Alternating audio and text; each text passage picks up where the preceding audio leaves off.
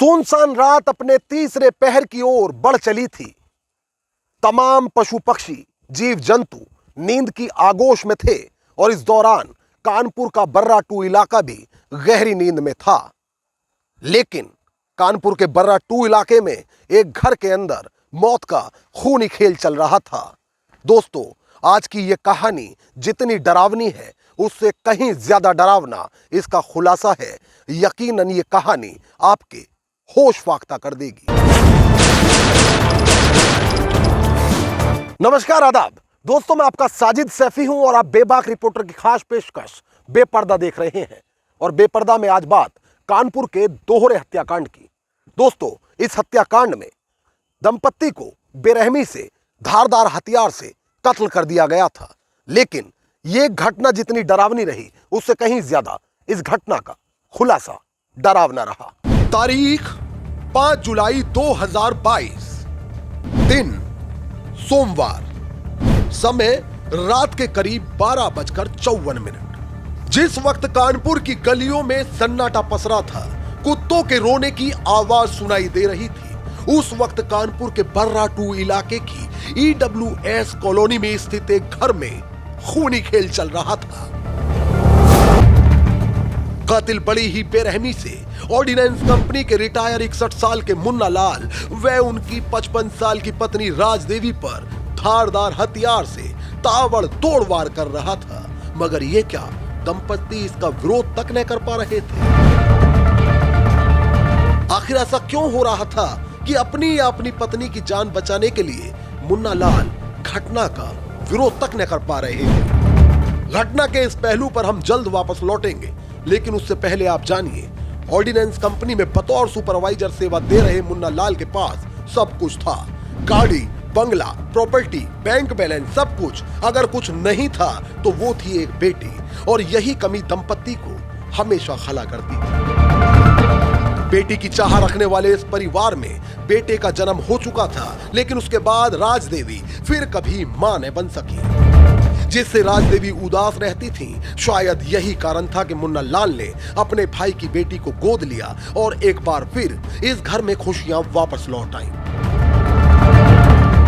मुन्ना लाल और राजदेवी चाहते थे कि इस घर पर अब कभी किसी दुश्मन या गम का साया तक न पड़े। मगर इस सब के करीब 24 साल बाद, यानी 5 जुलाई 2022 की सुबह एक बार फिर इस घर में कोहराम मचा है, क्योंकि आज पुलिस ने 61 साल के मुन्ना लाल और उनकी 55 साल की पत्नी राजदेवी का खून से लथपथ शव उनके कमरों से बरामद किया है। उनकी गोद ली बेटी कोमल सदमे में है। बेटा अनूप कुछ भी बताने की स्थिति में नहीं। मगर इस सब के बीच जांच कर रहे पुलिस अधिकारियों के मन में कई बुनियादी सवाल छाती ताने खड़े थे। सवाल था कि आखिर कातिल कोमल और उसके भाई अनूप को क्यों जिंदा छोड़ गए। जी हां, क्योंकि वारदात के वक्त कोमल और अनूप भी घर में मौजूद थे।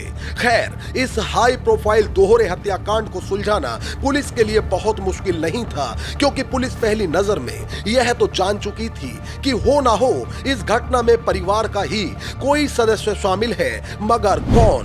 पुलिस बस यही तो पता लगाना चाहती थी। पुलिस ने दोनों भाई बहनों से पूछताछ शुरू की तो ऐसे राज से पर्दा उठा कि वहां मौजूद पुलिस अधिकारियों के पांव तले से जमीन खिसक गई, क्योंकि कातिल कोई और नहीं बल्कि मुन्ना लाल की वह गोदली बेटी थी, जिसे दंपत्ति अपनी जान से ज्यादा प्यार करते थे। दरअसल मृतक दंपत्ति के घर में पुत्र के रूप में सिर्फ एक ही संतान का जन्म हुआ था, जबकि ये दंपत्ति बेटी से बेहद लगाव रखते थे। बताया जाता है कि मृतक ने अपने भाई की बेटी को यह कहते हुए गोद लिया कि वह उसकी न सिर्फ बेहतर परवरिश करेगा बल्कि सही वक्त पर उसकी शादी भी करा देगा। लेकिन उस वक्त कौन जानता होगा कि जिस बेटी को ये पाल पोस कर बड़ा कर रहे हैं, एक दिन वही इनके मौत का कारण बनेगी। घटना के करीब 10 घंटे बाद पुलिस ने हत्याकांड का खुलासा कर दिया।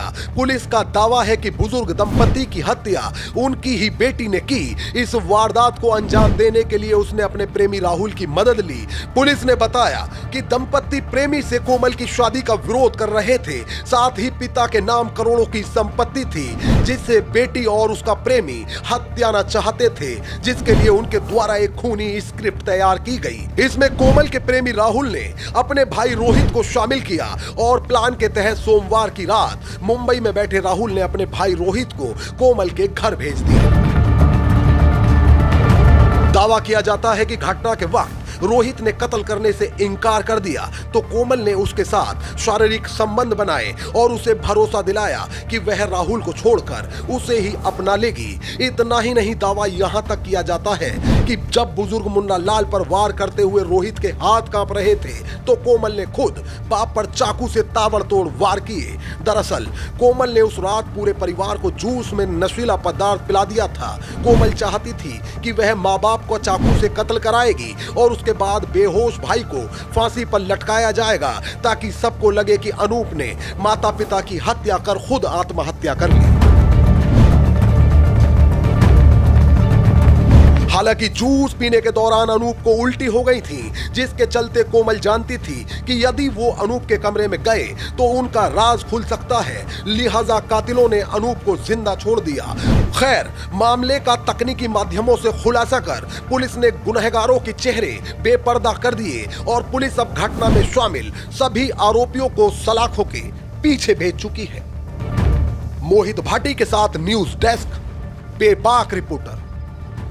तो दोस्तों, मुझे दीजिए इजाजत, लेकिन यदि आप बेपर्दा के और भी एपिसोड देखना चाहते हैं तो बेबाक रिपोर्टर को तुरंत सब्सक्राइब करिए, बेल आइकॉन दबाइए। रिपोर्ट को लेकर आपकी क्या राय है वो हमें कमेंट करके बताइए और वीडियो पसंद आई हो तो इसे शेयर जरूर कर दीजिए। आदाब, नमस्कार, जय हिंद।